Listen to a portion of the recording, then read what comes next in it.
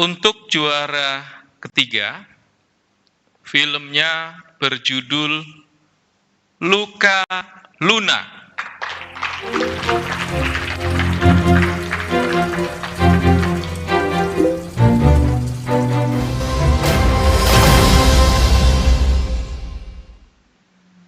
Halo sahabat Beta, masih bersama kami tentunya di Beta TV. Jadi hari ini saya sedang berada di kantor Jarum, tepatnya ada di lobi. Halo Pak Satpam. Oke, nah jadi Pak, kalau saya mau izin buat ketemu Mas Asa boleh nggak? Boleh, Oke, nah penasaran kan siapa sih Mas Asa ini? Untuk itu terus ikutin kami karena nanti saya akan bertanya-tanya serta ngobrol sama Mas Asa. Oke sahabat Beta, jadi sekarang saya sudah bersama dengan Mas Asa. Halo Mas. Halo. Oke, jadi Mas Asa ini merupakan sutradara yang baru saja memenangkan juara ketiga ya Mas? Juara ketiga. Oke, tingkat nasional. Nah, penasaran kan film apa sih yang digarap sama Mas Asa? Untuk itu terus ikutin kami karena nanti saya akan ngobrol-ngobrol sama Mas Asa. Oke Mas? Oke, dadah. Duh, ini gimana kalau beneran Luna kenapa-napa gimana Pak? Kamu nggak bisa apa-apa. Duh, Gusti, Luna kenapa? Pak Luna, Luna piye gini ndi Pak? Kenapa kemana Pak Luna, Pak Luna? Halo? Bagaimana keadaan Luna, Mbak Yu? Dia baik-baik saja kan? Orang-orang sudah ramai membicarakan Luna di mana-mana. Viral. Coba, kalau aku ndak langsung menyebarkan. Bisa-bisa nggak ketolong kan ya?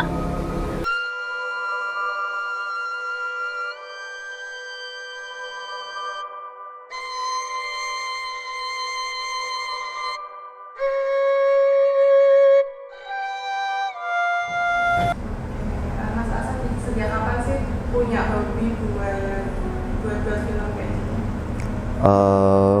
Buat film lebih tepatnya ketika saya sudah pindah di Kudus sejak 2002 ya. Sejak 2002. Meskipun film-filmnya kita buat secara mandiri ala apa adanya begitu sama teman-teman teater. Jadi ketika program-program pelatihan atau pentas teaternya off, kita bikin tayangan-tayangan film kayak gitu-gitu. Ya berangkat dari situ. Ya. Emang pertamanya emang udah suka teater sama seni juga ya? Iya, seni acting sebetulnya. Seni, iya. Tapi kalau untuk untuk yang kedepannya sekarang jenengan lebih ke sutradaranya gitu ya? Iya, saya banyak di penulis naskah kemudian menyutradarai ya. Kalau untuk lomba yang saat ini, film kemarin itu lomba apa sih? Itu kemarin kita ngikuti lomba Digital Movie Competition 2020 yang diselenggarakan KPI Pusat bekerjasama dengan Kementerian Kominfo. Nah, kita karena ada tema menjaga Indonesia, kita tertarik untuk ikut kepengen terlibat gimana sih ya tentang penyiaran digital begitu. Nah, mungkin sedikit curhatan kita tuangkan di media film itu. Untuk judulnya kemarin apa? Kemarin filmnya Luka Luna. Bisa diceritain sedikit nggak? Intinya itu apa? Luka Luna kalau saya nulis di sinopsis itu luka kita sendiri, luka kita sebagai warga masyarakat dan warga netizen gitu ya, dimana kita sering mentertawakan orang lain, penderitaan orang lain yang diviralkan begitu, tetapi empati, simpatinya sama sekali tidak disertakan begitu. Nah, saya kepengen bahwa Luka Luna ini jangan-jangan yang kita tertawakan ini adalah sebetulnya luka kita ketika kita mulai kehilangan atau terkikis rasa empati terhadap penderitaan orang lain, apalagi terhadap viral begitu ya. Melihat luka orang lain kecelakaan, kita malah kayak seneng gitu. Itu kan sudah sebetulnya agak keliru begitu. Iya. Yang kedua bahwa Luka Luna ini kita kepengen ngomong media sosial yang hari ini kita menjadi bagian dari kehidupan kita itu adalah dua sisi, di mana dia bisa menjadi api yang bisa membakar rumah kita Indonesia, kalau tidak kita manfaatkan dengan benar, tetapi juga bisa menjadi api yang menyemangati setiap individu dari masyarakat kita kalau kita memanfaatkan media sosial dengan cerdas, dengan bijak begitu. Kalau untuk proses pembuatannya kemarin itu membutuhkan berapa lama? Proses pembuatannya dari pembuatan naskah sampai finishing edit gitu 1 bulanan lah ya, 1 bulan. Yang paling lama membuat naskah, kemudian sama edit videonya. Tetapi kalau eksekusi pengambilan gambarnya, karena itu sudah post produksi, jauh lebih singkat, cuman 1 hari aja pengambilan gambar. Kemarin itu sampai berapa mas? Krunya ada sekitar 25, dari tukang riasnya sampai juru masaknya, dari tukang pegang boomernya sampai para pemainnya gitu. Total sekitar 25 lah. Ya. Kalau untuk kemarin pemainnya itu memang ambil dari teman-teman teater atau bagaimana sih? Semuanya amatir ya, semuanya amatir. Ada yang peran anak-anak itu kita ngambil dari SMP keluarga. Kemudian yang bapak ibu itu ada yang pengrajin batik, ada yang pegawai swasta, kemudian ada tokoh agama juga di situ bermain. Semuanya nol di dalam acting film gitu ya, acting sinema, amatir semua lah. Cuman mereka saya salut karena kemauan atau kesungguhan dalam belajar.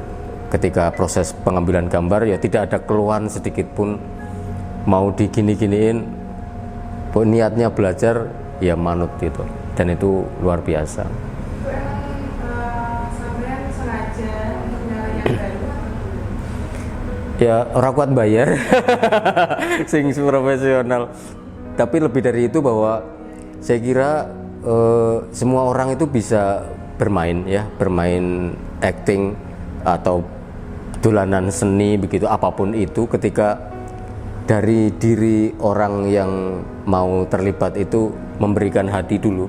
Kalau sudah memberikan hati, pasti cepat atau lambat akan lebih mudah masuk. Bisa belajar sendiri. Iya, bisa belajar. Oke, kalau untuk kendalanya mas kemarin ada apa aja? Kendala ya karena kita semua amatir itu, sehingga butuh beberapa kali pengambilan gambar yang kurang sesuai dan sebagainya. Satu itu. Kedua, kita hanya menggunakan 1 kamera, sehingga satu scene yang hanya beberapa detik aja kita ngambilnya berulang-ulang dari sudut pengambilan gambar yang berbeda-beda. Itu memperlama proses pengambilan gambar. Kemudian teknis editing, karena itu main animasi per frame, kita mesti jeli pada saat muncul, kemudian musiknya harus sesuai, itu wah luar biasa jelimet. Itu jadi kendala buat saya, karena saya selama ini tidak menguasai animasi. Yang terakhir mungkin kendala cuaca ya, kebetulan November sudah mulai hujan. Kalau tidak hari syuting itu tidak hujan, pas kita syuting tidak ya hujan. Itu ya, tapi tidak apa-apa, itu berkah buat tim gitu ya.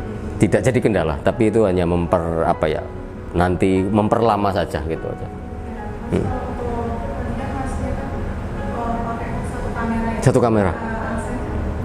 Satu kamera itu saya gunakan karena saya takut ada perubahan continuity gambar, terutama di video hasil akhir, sehingga kita memutuskan untuk pakai 1 kamera. Ketika pakai 2 atau 3 kamera, tim editing harus menyelaraskan gambar, dan kalau itu bocor artinya continuity-nya menjadi terganggu, dan itu jadi sisi teknis, sebetulnya teknis yang akan menurunkan nilai dari film itu.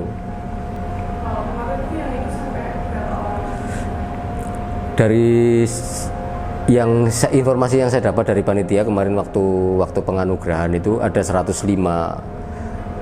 judul film dari seluruh Indonesia, kemudian diverifikasi dan diseleksi lagi menjadi 95, kemudian tim juri memutuskan dari 95 itu kemudian keluar 5 juara terbaik 1, 2, 3 dan pelajar 1, 2.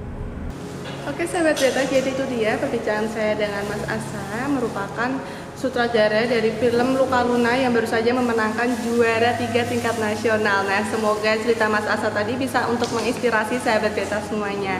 Nah, untuk itu terus ikutin kami dengan cara like, comment, dan subscribe karena kami akan selalu memberikan informasi-informasi terkini serta inspiratif. Sampai jumpa.